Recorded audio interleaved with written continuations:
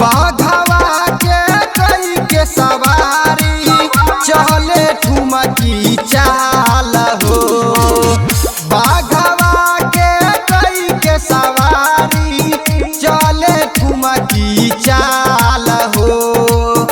बड़ी सुनर लागे मोरी मैया ओढ़ी के चुनरी लाल हो। बड़ी सुनर लागे मोरी मैया ओढ़ी के चुनरी लाल हो।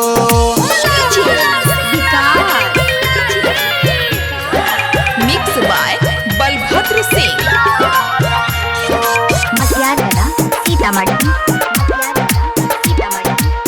मचे जय जयकार हो माई दरबार हो। अपना सेवा करवा के करे बेरा पार हो। हाँ मचे जय जयकार हो माई दरबार हो। अपना सेवा करवा के करे बेरा पार हो। निमिया गछिया झूलवा लगवली लचके निमिया के डाल हो।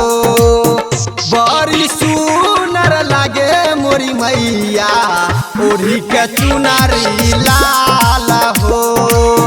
बड़ी सुनर लागे मोरी मैया ओढ़ी के चुनरी लाल हो।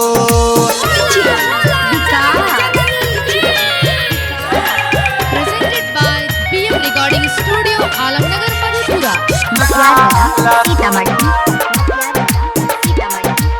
सतोरे बहिनिया चले सज धज हो। सबे देवता भी देखो करे अचरज हो। हाँ सतोरे बहिनिया चले सज धज हो। सबे देवता भी देखो करे अचरज हो। लिखे राइटर राजू राजा पचारा परवीन के दुख दिहटाल हो। बड़ी सुनर लागे मोरी मैया ओढ़ी के चुनरी लाल हो। बड़ी सुनर लागे मोरी मैया ओढ़ी के चुनरी लाल हो। बाघवा के कई के सवारी चले ठुमकी चाल हो।